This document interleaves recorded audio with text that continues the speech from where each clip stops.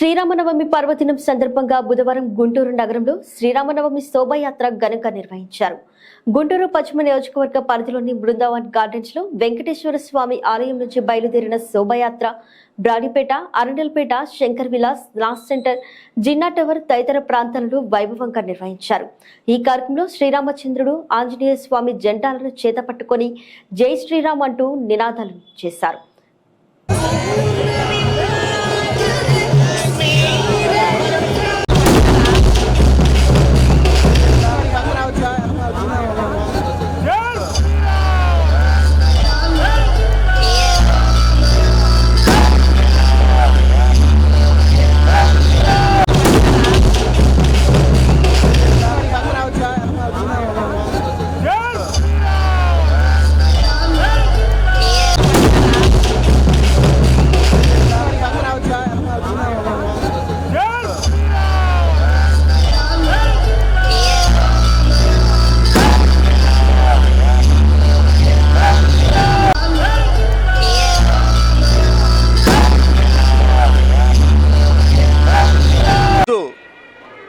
శ్రీరామనవమి సందర్భంగా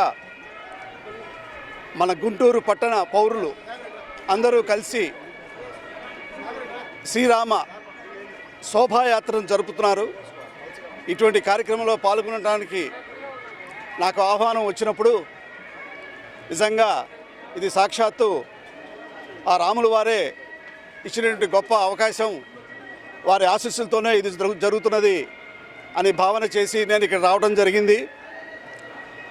ప్రతి సంవత్సరం కూడా వీళ్ళు చక్కగా శోభాయమానంగా ఈ శోభాయాత్రను జరుపుతున్నారు. ఇది అందరికీ కూడాను ఆదర్శం కావాలి. ఈ శోభాయాత్రలో ముఖ్య ఉద్దేశం ఏంటంటే రాములు వారిలాగా ఆదర్శవంతమైన జీవితాన్ని గడపడానికి ఒక క్రమశిక్షణకు బాటలు వేసుకోవడమే అని అనిపిస్తుంది నాకు. అందరూ కూడాను మన ధర్మాన్ని పాటిస్తూ ఆ రాములు వారు చూపించినటువంటి గుణగణాలలో కొంతైనా కూడా మనం అలవర్చుకొని ఒక మంచి పౌరులుగా ఈ దేశం గర్వింపబడ్డ పౌరులుగా మనం ఎదగాలి. అప్పుడే ఆ స్వామివారికి మనం నిజమైన భక్తిని ప్రవర్తనను చూపించినట్టు అవుతుంది. ఇది ఎంతో గొప్ప ఆదర్శం. రాముడి జీవితం అనేటువంటిది మానవాళికి ఒక ఆదర్శం. అందుకే సాక్షాత్తు శ్రీమన్నారాయణుడే రామావతారంలో మానవుడిగా అవతరించి ఈ భూమండలం మీద నడిచి మానవుడు ఎలా బతకాలి రాబో తరాల్లో, రాబో యుగాల్లో అని చెప్పడం కోసమే ఆ స్వామి అవతారం వచ్చింది. రామో విగ్రహాన్ ధర్మ అంటారు. అంటే రాశీభూతమైనటువంటి ధర్మస్వరూపానికి ఆయన నిలువెత్తు నిదర్శనం. అటువంటి ధర్మస్వరూపునికి వారసులుగా మనం ఈ పుణ్యభూమి మీద పుట్టినందుకు మనం కూడా ఎంతో క్రమశిక్షణతో బాధ్యతాయుతంగా మనం మన చట్టాలను, మన రాజ్యాంగాన్ని గౌరవిస్తూ మనం ఒక మంచి పౌరులుగా ఎదగవలసిన ఆవశ్యకత ఎంతైనా ఉన్నది. అప్పుడే మనం ప్రపంచంలో మన దేశము, మన దేశ పౌరులు ఎంతో పేరు ప్రఖ్యాతులు గడించి విశ్వఖ్యాతికి స్థాయికి ఎదగలుగుతాము. ఇది స్ఫూర్తిగా తీసుకోవాలి. శ్రీరామనవమి అనేటువంటిది కేవలం ఒక పండుగ మన ఇంట్లో జరుపుకునేది కాదు. ఇది ఒక ఆగస్టు 15, జనవరి 26 లాగా అందరితో కలిసి సమాజం అంతా కూడా కలిసి ఆ రాముల వారి కళ్యాణం చేసుకోవాలి. ఎందుకంటే ఆయన అంత ఆదర్శ పురుషుడు. ఆయన ఆ విధంగా బతికాడు. ఆ రోజున మరి ఆయన సోదరులు కూడా మరి ఎంత గొప్పవారు కాకపోతే ఆయనతో పాటు ఆ రోజున ఆ త్రేతాయుగంలో నడిచిన ప్రతి ఒక్కరు కూడాను, ఆ రామదండులో ప్రతి ఒక్కరు కూడా ఒక ధర్మంగా బతికారు. ధర్మంగా వారు ఆ రాముల వారిని అనుసరించారు. అందువల్లనే ఆ రాముడు అంత గొప్పవాడుగా, అంత పేరు ప్రఖ్యాతులు గడిచి ఎన్ని యుగాలు మారినా, తరాలు మారినా ఈ రోజు కూడా ఆ రామావతారం ఇంత గొప్పగా మన మధ్యలో ఒక మానవుడుగా నిలిచిపోయినటువంటి విశిష్టతను మనందరికీ తెలుసు. అందువల్ల రామాయణం, భారతంలో వీటి నుంచి మనం ఆ మంచిని తెలుసుకొని మనం ఎంత బాధ్యతాయుతంగా, మనం ఎంత బాధ్యతాయుతమైన పౌరులుగా మనం మసులుకోవాలి సమాజంలో అనేదని ప్రతి ఒక్కరు కూడా తెలుసుకోవాలని కోరుకుంటూ సెలవు తీసుకుంటాను. జై శ్రీరామ్.